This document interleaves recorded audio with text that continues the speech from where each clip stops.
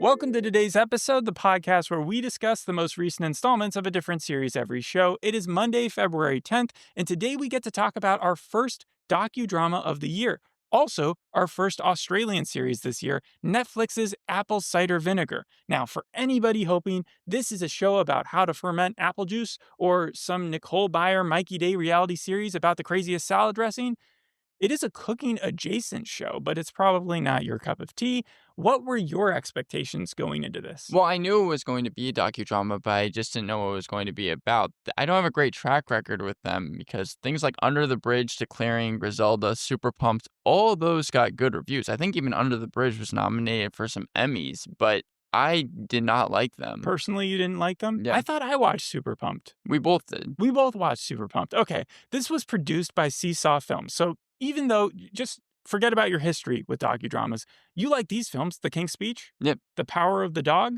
I never saw it. Okay. Slow Horses? I never saw it. Sweet Pea?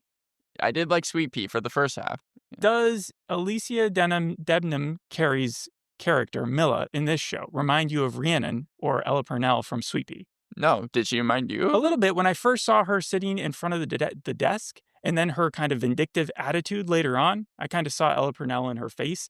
But more specifically, Seesaw's not the only producer of this show. We don't usually talk about producers, but this is interesting because Picking Scabs is a spin-off company of Seesaw, which launched in late 2020. This is their first production, I believe. They're called Picking Scabs? And this is what their aim is, to tell stories that are a bit itchy and a lot addictive, that investigate all sorts of wounds that haven't been healed properly. And I think that falls into Apple Cider Vinegar nicely because there's a lot of Instagram soothsayers and gurus out there, a lot of tricksters, a lot of snake oil salesmen. And so this can definitely apply. That's why we keep on getting different types of versions of this show. So what is Apple Cider Vinegar?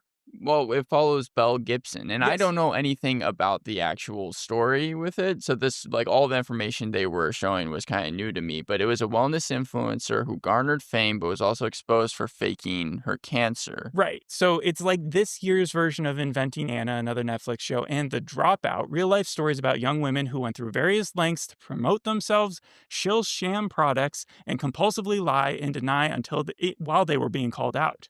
And all these stories follow a similar beat. The individual in question encounters some resistance, something that like their family member or maybe scientists will get in the way, and they'll show their heavy skepticism at the outset. But once this person has reached then their audience, whoever it may be, all bets are off because they use that attention as proof to leverage deals with legitimate agencies and companies who are all too willing to jump headfirst into the newest, coolest, futuristic thing rather than miss the boat and not do due diligence when it comes to fact-checking. And as you mentioned, like Elizabeth Holmes and Belle Gibson, there is a lot of comparisons you can make between the two. Both are young women who faked something dealing with health and ended up becoming disgraced people because of it. Right. Elizabeth Holmes, Theranos, raised more than $700 million from venture capitalists and private investors. It had a $9 billion valuation built on a cloud of make-believe by this woman. And then Anna Delvey, she was convincing the whole world that she was a German heiress with a huge trust fund by just promoting herself through social media, propagating this idea that she was best friends with Macaulay Culkin and Kanye's like one of his exes, just a different list of celebrities. It's funny, they've taken a lot of those pictures down in post years. But with Annabelle Natalie Gibson, Belle Gibson, she played the hustle. So this is where it becomes like, is it anti-capitalist to go too hard against her? Because what she did was she did the fake it till you make it. She faked terminal brain cancer, peddled fraudulent alternative therapies, and defrauded charities. I think the defrauding of charities is what turns people away the most. Well, and also she's portrayed in this series at least a lot like Jordan Belfort from Wolf of Wall Street, where it's like she's very snarky, she breaks the fourth wall all the time. That's at least what I got from it. How do you think she got away with it, though? How do you think that there were not more steps in front of her? Well, what do you mean? Like on a rise to fame? Yeah, so you can blame social media.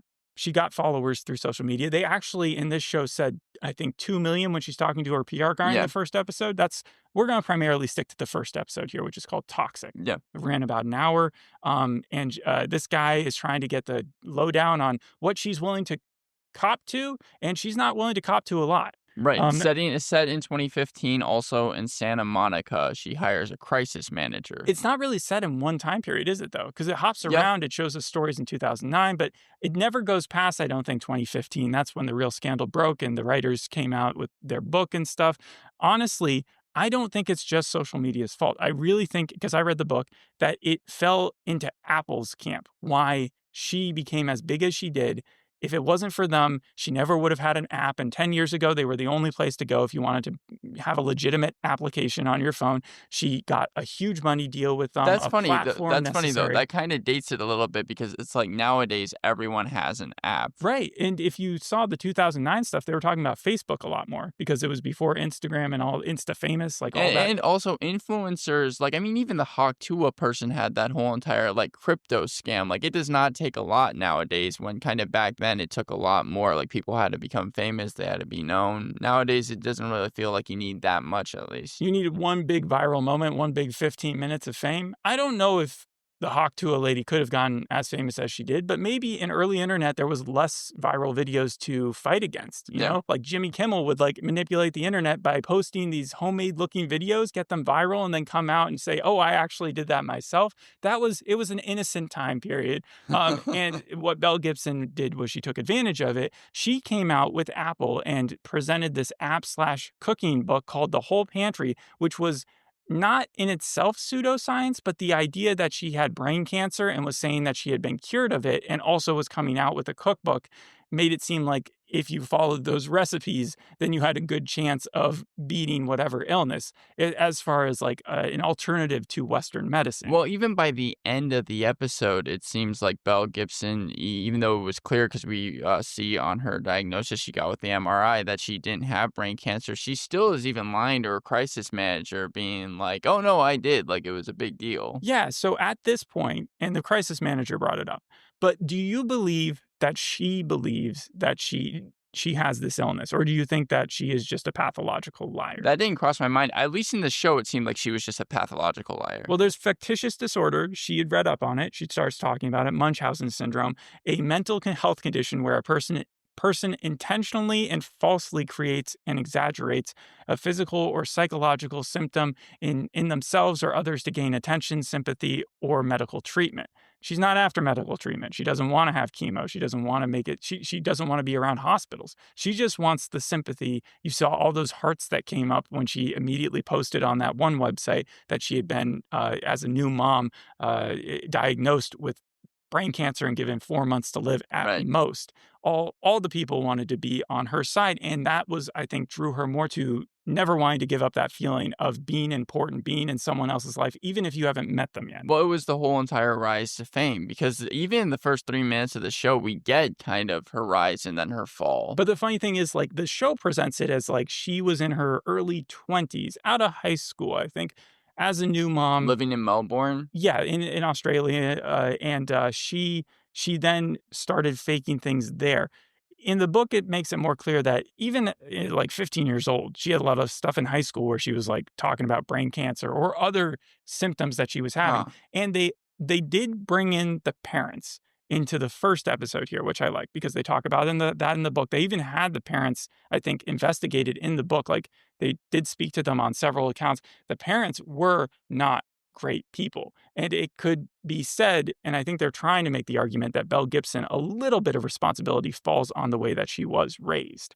Right. Yeah. And so, what did you think of her mom in this episode? Her mom in this episode, I really wasn't focused on the parents that much. So, like, she had a work thing and then she spent all this time cooking so that her mom could get there. She's on a budget. The mom just completely flakes. She's obsessed with her own cats and feigns her own illnesses, just not to the same extent. She's not going onto social media and trying to propagate this idea of I'm well, even though I'm obfuscating medicine. In that same kind of vein, though, didn't Belle Gibson remind you a little bit of Caitlin Dever's character from Unbelievable? Because it's the same thing. She had a rough upbringing. Ironically, she didn't. Like, I think Caitlin Dever was an amazing actress in this because, A, she's not Australian. So Yeah. even Australians were coming out and saying she's doing an unbelievable accent. So there's your unbelievable. But no, the cool thing is that in this, she is a pathological liar, and you can see it. You can see the BS in her face. and she tricks people for the fame. However, and the other thing, she was being accused of being a pathological liar, and you could tell in her face that she was 100% telling the truth Like the exact opposite. Yeah. about being a rape victim, and no one was believing her. It is the exact opposite, and that's why I think both series are really, really good presentations of two different types of people, and also I think they're both on Netflix, and Yeah. both star Caitlin Dever. And Caitlin Dever, at this point, I feel like you always have to expect a good performance from her. She did great in Dope Sick. No One Will Save You has one of the craziest horror twists that I've seen in the last few years. If you like fun horror, and then the other actress, I mean Julia Gardner, they always get like big Right. names for these type of roles. Was in Inventing Anna, but she didn't have as good a script, I don't think, because the book to me this surpasses the book. Really? You thought you liked this series more than the I actual didn't thing? like the book too much because it even states it early on. It says, "This was a shit scam. It's not impressive." And so I was like, then why are you writing a full book on it? And then they go on and they give us a little bit more details, but I think it's a little too long. And so I think the only way to make the story interesting is to present it the way they have, where it's kind of a mishmash of all over the place. It's giving you multiple storylines, but it's also making you feel a lot more for the victims. And usually I hate it when shows or movies take liberties, but this is a BS story to begin with. So and we do know that there's never going to be a way to see how many people she affected in a negative light where they didn't trust their doctors or they decided to forego very essential treatments. She could have a lot of people's deaths on her hands, as well as the charities that she defunded or did not pay up when she was saying that she would. And so I think that making characters who represent the populace, because they interviewed several people who had bought into her scam. But I think this character of Lucy is like an amalgamation of a lot of characters. Mila is based off a real character or a real person in the book. So I don't think they took all that many liberties, even though it's presented in a way that probably didn't happen exactly. Right. Mila is a real cancer survivor faced with the decision of having to amputate her arm or risk the cancer spreading. I thought that Alicia Debnam Carey, I've only seen her in Fear the Walking Dead and a little bit of The 100. I skipped through Friend Request and it was on Netflix. This is probably the best I've seen her in, I She would was say. also she was in Saint X and the Lost Flowers of Alice Hart. Lucy was also in The Lost Flowers of Alice Hart. So definitely an Australian base that they were pulling from. I agree with you. I think that she did a good job, especially in that scene where she was disagreeing with her doctors. The doctors knew what was up, and she was buying into, I need to save my arm. And even if you disagree with her, most people would, you could see her argument, Right. and and you could also feel the emotion. It reminded me of the Doctor Death, when it's at its best, because you really do get that, like, oh, patients are people, and sometimes you do need to be reminded of that when you're watching The Pit, and then they're just going over patient, patient, patient, patient. I was a little surprised with the Rudolph Steiner clip. There's a lot of kind of Guy Ritchie-isms that this show does, a lot of quick Fast-paced flashes and stuff. like Chiron text on screen, and some of it worked, some of it didn't. I agree, I did like Mila's scene, but the Rudolph Steiner clip, I didn't know why they like decided to put that in there. I mean, it was to show her desperation. She has been diagnosed with cancer on her arm, and her arm still works for all intents and Right. purposes. But she's being told that if they don't cut the full thing off, that she'll never be able to. That she might it might metastasize, and then she'll die. And um, and I think her buying into such a crazy clip, as someone saying that mistletoe has cytotoxins, which will take care of the cancer, like evil beats Yeah. evil or something like that. It was to show like people will go for anything.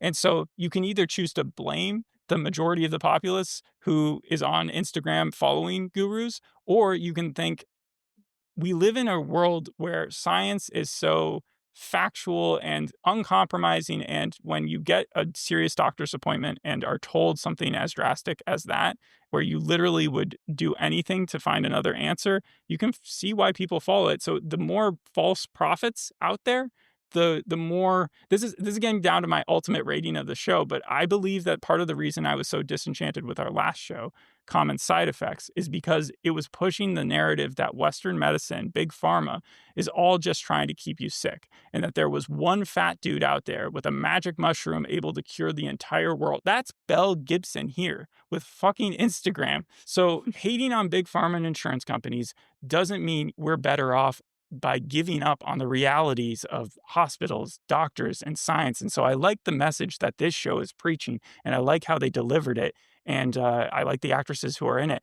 I'm pushing my narrative onto you. What did you think of the show? I actually didn't like it that much. That's I fair. thought that the first 3 minutes gave away the entire series. Like, I thought that was a cool montage. It even has a great soundtrack. We got Doja Britney Cat, Spears? Monsters and Men, and yeah, we start off with Britney Spears' Toxic. And like I said, I like the acting, but just overall, I felt like there was just too much. There's nothing in the story that excites me at this point. Like, Milla's supposed to be the protagonist, but it seems like even by the end of this episode, her use of the word destroy makes her seem like she's going to have an evil side. And I don't really see that much potential for the rest of the 5 remaining I episodes. don't think that we're supposed to see Mila as a protagonist. She is also an influencer. The difference is she's much more sympathetic as a character because no one wants to see their arm get cut off. But also, like, as your parents are there and literally saying, like, we should have followed what the doctor said to begin with, like, that was where I saw the doctor death comparison.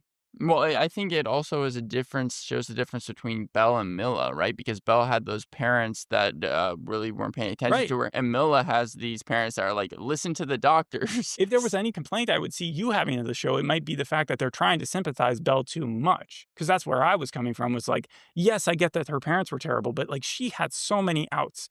She was given so many opportunities to come out and just say, hey, this got ahead of me.